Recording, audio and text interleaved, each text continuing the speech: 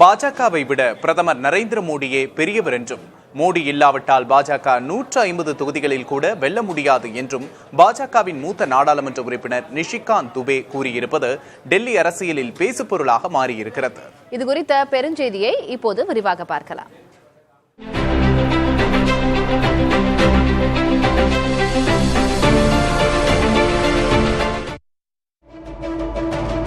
பாஜக என்றால் அடுத்த 20 வருடங்களுக்கு மோடிதான் தெரிகிறார் என்று நிஷிகாந்த் துபே தெரிவித்திருக்கிறார்.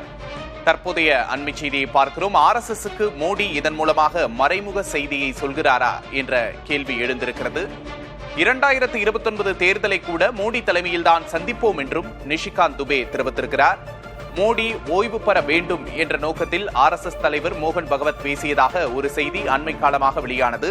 இதனிடையே மோடி மற்றும் RSS இடையே கருத்து வேறுபாடு நிலவுவதாகவும் பேசப்பட்டது. பாஜகவை விட மோடியின் பலம் பெரியது என்பது போல நிஷிகாந்த் துபே தற்போது தெரிவித்திருக்கிறார். 75 வயதாவதால் ஓய்வு பெற வேண்டும் என்ற RSS தலைவர் மோகன் பகவத் கருத்துக்கு துபே பதிலடி கொடுத்திருக்கிறார்.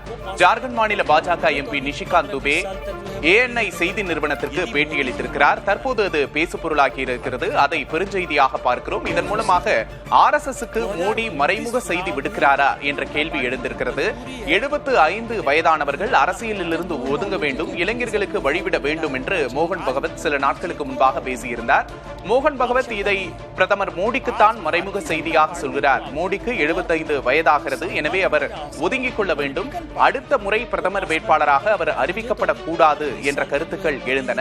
தற்போது அதற்கு பதிலடி கொடுக்கும் விதமாக பாஜகவுக்கு தான் மோடி தேவை, மோடிக்கு பாஜக தேவையில்லை என்பது போல நிஷிகாந்த் துபே பதிலளித்திருக்கிறார். भारतीय जनता पार्टी की मजबूरी है कि मोदी जी के नेतृत्व में ही लड़ना पड़ेगा. இது தொடர்பாக நம்முடைய மூத்த பத்திரிகையாளர் ராஜகோபாலன் இணைந்திருக்கிறார். வணக்கம் திரு ராஜகோபாலன். தற்போது மோடி RSS இடையேயான மோதல் அப்படிங்கிறது கொஞ்சம் கொஞ்சமா பெரிதாகுது அப்படின்னு பார்க்கலாமா?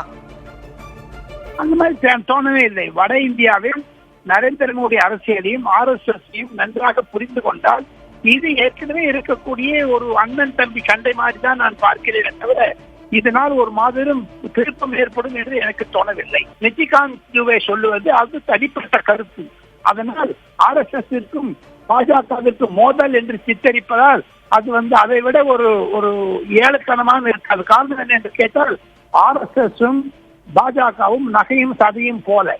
இது திமுக மாதிரி கிடையாது. ஆல் இந்தியா லெவல்ல RSS குறைந்தது 14 கோடி பேர் இருக்கக்கூடிய ஆர்கனைசேஷன் பிஜேபி. அது மாதிரி RSS இருக்கிறது. அதனால் RSSக்கும் பிஜேபி தகராறு என்று சொல்வது மிகவும் அபத்தமானது என்று தான் நான் கருதுகிறேன். மோடி என்பவர் நிச்சயமாக பாஜகவோட பெரிதாயிட்டாரு, RSSோட பெரிதாயிட்டாரு என்பது உண்மை நிலைதான். அப்ப எப்படி வாஜ்பாய் பெரிதான இருந்தாரா, எப்படி அத்வானி பெரிதாக இருந்தார், எப்படி காங்கிரஸுக்கு ஒரு இந்திரா காந்தியும் ஒரு ஜவஹர்லால் நேருவும் ஒரு ராஜீவ் காந்தியும் எல்லாம் பெரிய நபர்களா இருந்தாரோ கட்சியை விட பெரிய நபர்களா இருப்பார்கள். அதுதானுங்க நம்மளுடைய ஜனநாயகத்தில் இருக்கின்ற முக்கியமான பிரச்சனை இதுதான். அதாவது பிரைமரி ஓட் கேச்சர், ஒரு கட்சியினுடைய முக்கியமான வாக்கு சேகரிப்பவர் நிச்சயமா அந்த கட்சியை விட பெரிதாகத்தான் இருப்பார். மு க ஸ்டாலின் திமுகவோட பெருது, மு கருணாநிதி பெருது, கட்சியோட பெருது, அதே மாதிரி ஜெயலலிதாவும் பெருது. அது இயற்கை. பாஜகவோட அமைப்பு அப்படி இல்லையே, விஷயமா இருக்கு. பாஜகவோட அமைப்பு அப்படி இல்ல தானே?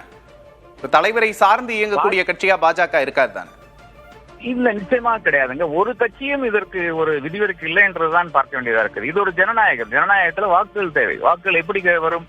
பெரும்பான்மை நபர்கள் உங்களுடைய அந்த கருத்துக்களை ஏற்றுக்கொள்ள வேண்டும், அவங்க வாக்களிக்க வேண்டும். அப்படித்தான் வருமே தவிர வேற வழியே கிடையாது. அதுதான் ஜனநாயகத்திற்கு ஒரு பிளாவாகவும் இருக்கிறது. அந்த பிரச்சனையினாலதான் இப்ப மோடி இன்னைக்கு ஒரு லார்ஜர் தேன் லைஃப் ஃபிகராக தென்படுகிறார். நிச்சயமாக பாஜகவுக்கு பின்னடைவு வரும். மோடி இல்லாத பாஜகவுக்கு பின்னடைவு வரும். இந்த டேர்ம்ல எப்படியாவது மந்திரி ஆகணும் அப்படிங்கிறதுக்காக இது மாதிரி பேச்சுக்கள்லாம் தொடர்ந்து பேசிட்டு வராரு. எல்லாருக்கும் தெரிஞ்ச விஷயம் தான், பிஜேபியை பொறுத்த வரைக்கும் RSS தான் அந்த கட்சி, RSS தான் நடத்திக்கிட்டு இருக்கு அந்த கட்சியை. அதுவும் குறிப்பிட்ட விதத்துல 2014, 2019 தேர்தல்களை தவிர 24ல ரொம்ப தெளிவா RSSக்கு தெரிஞ்சிருச்சு மோடி ஃபேக்டர் முடிஞ்சிருச்சுன்னு. மோடியினுடைய காலங்கள் என்ன புரிகின்றன? அவரை 75 வயசு சொல்லி மாற்றப்படுறாங்களா, என்ன காரணம்ங்கிறது நம்ம அது RSSனுடைய அரசியல் தான். அது நம்ம வெயிட் பண்ணி தான் பார்க்க முடியும். RSS எப்பொழுதுமே அந்த வயது கட்டுப்பாடுகள் குறித்து அவங்க எப்பயுமே பேசுறது ஆண்டாண்டு காலமா உள்ள வழக்கத்துல உள்ள விஷயம்தான். அது ஒன்றும் புதியது கிடையாது. அது பொதுவான விஷயத்த அவங்க சொல்லியிருக்காங்க. ஆனா தேர் ஆர் எக்ஸெப்ஷன்ஸுங்கிறது அவங்களுக்கும் தெரியும். பிரதமர் மோடி அவர்கள் போன்றவர்களுக்கு அந்த எக்ஸெப்ஷன்ஸ் இருக்குங்கிறதும் அவங்களுக்கு தெரியும். சில எக்ஸெப்ஷன்ஸை கொடுத்து ஆகணும். மோடி நேருக்கிணையான ஒரு தலைவராக இந்திய மண்ணில் மிளறுகிறார். இனி வருங்காலத்தில் 2029 மோடி தான் பாஜகவின் பிரதமர் வேட்பாளராக நிற்குமார். அதிலும் அவர் வெற்றி பெறும்போது 4வது முறையும் வெற்றி பெற்று மோடி நெஹ்ருவின் சாதனையை முறியடிக்கக்கூடிய ஒரு பெரிய தலைவராக இந்திய மண்ணில் உருவாவார். வெளிநாடுகளில் இந்தியா என்றால் அது மோடி நாடு என்று சொல்லக்கூடிய அளவிற்கு கூட காந்தி நாடு என்பது கூட நாளைக்கு மோடி நாடு என்று சொல்லக்கூடிய நிலைமை கூட வரலாம்.